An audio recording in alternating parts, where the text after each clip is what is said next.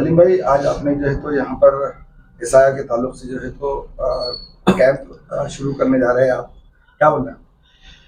आज हम social democratic party of India SDPI Aurangabad की तरफ से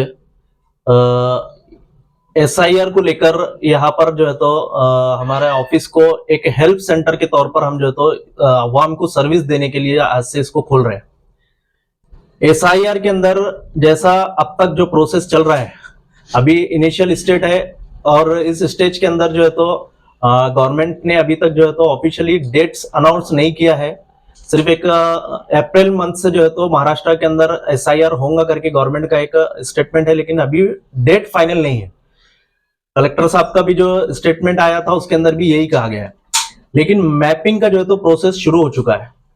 मैपिंग के प्रोसेस के अंदर हमारा मेन जो अवाम के अंदर आना, अवाम के बीच में आना है, उसका मेन उद्देश्य ये है कि अवाम के अंदर जो है तो अवेयरनेस लाना है, जागरूकता लाना है। आज भी मैपिंग को लेके लोगों के अंदर अवेयरनेस नहीं है, बहुत सुस्ती है और एक लापरवाही है, और इसका अहमियत जो है तो लोगों के अंदर अभी भी नहीं आया है।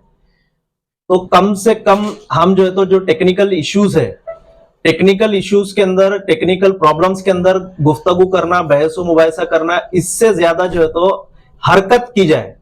हरकत में आकर हम बीएलओ से कांटेक्ट करें, बीएलओ के पास जो मटेरियल मैपिंग के लिए रिक्वायर है उसको कलेक्ट करने की कोशिश करें। ये करना जो है तो आज बहुत जरूरी है। इसके लिए हम जो है तो अवाम से अपील करते हैं कि आप जो है तो जागरूक हुइए।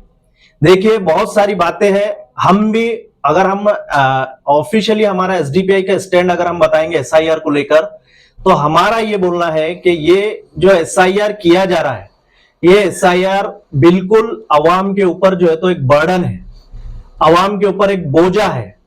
इसका जरूरत जो है तो भारत के नागरिकों को नहीं है। ये गवर्नमेंट की तरफ से, मोदी हुकूमत की तरफ से जो है तो अवाम के ऊपर जबरदस्ती का एक बोझा, एक हरासमेंट जो है तो लोगों के अंदर डाला गया है। इसका हम विरोध करते हैं। ऐसा एसआईआर भारत में पहले कभी नहीं हुआ, ये फर्स्ट टाइम एसआईआर हो रहा है। इससे 4-5 स्टेट में भी पहले हुआ है। स्टेट में हुआ है, भारत में नहीं हुआ है पूरा।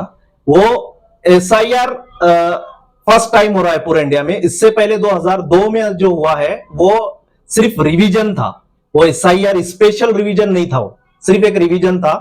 तो लेकिन इसके बाद भी अगर जो वोटर लिस्ट का करेक्शन करना है तो उसके लिए बहुत सारे तरीके हैं, बहुत सारे ऑप्शंस हैं। ये अवाम के ऊपर जबरदस्ती बर्डन डाला गया है। इसके साथ में बहुत सारी जो है तो इसके अंदर लूप होल्स है, बहुत सारी कमियां हैं।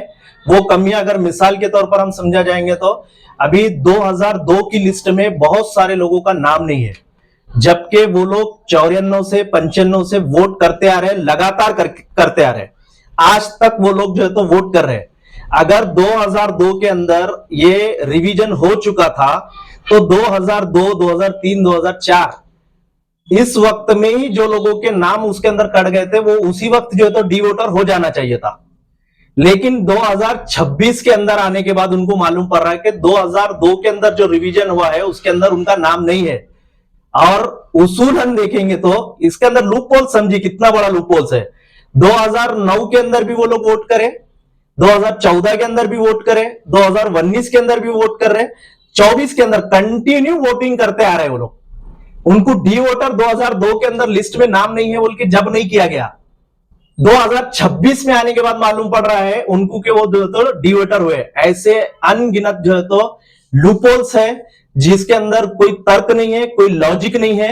ये सिर्फ आवाम को एक हरासमेंट करने का एक सबब बन रहा है। इसलिए ये एसआईआर का हम विरोध करते हैं, लेकिन फिर भी हम आवाम से ये कहते हैं कि ऑप्शन नहीं है और अननेसेसरी जो है तो आवाम को जो है तो हरासमेंट करने के अंदर और ज्यादा डाला जा सकता है।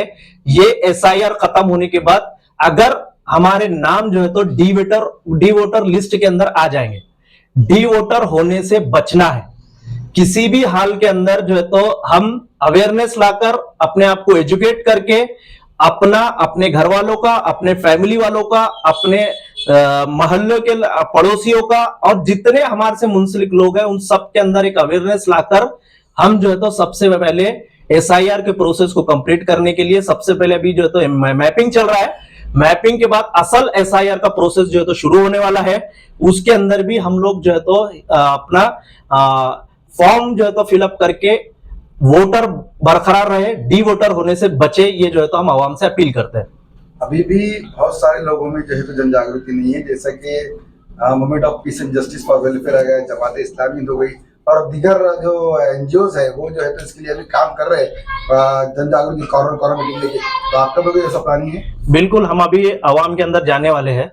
रमजान महीना था, बीच में रमजान महीने को लेके भी लोगों के अंदर जो है तो थोड़ा सुस्ती था और धूप के कड़क रोजे भी थे, लेकिन अब जो है तो असल प्रोसेस जो है तो अप्रैल के अंदर शुरू होने वाला है। हम गली गली, मोहल्ला मोहल्ला और घर घर तक जाएंगे, हमारे कार्यकर्ताओं को जो तो मोहल्लों के अंदर भेजेंगे और साथ ही साथ आवाम से भी पुरजोर अपील करेंगे कि अपने घर वाले, अपने रिश्तेदार, अपने दोस्त अहबाब, अपने पड़ोसी, इन सबका हम जो है तो ये किसी जमात, किसी पार्टी का, किसी लीडरों का जो है तो पर्सनल काम नहीं है।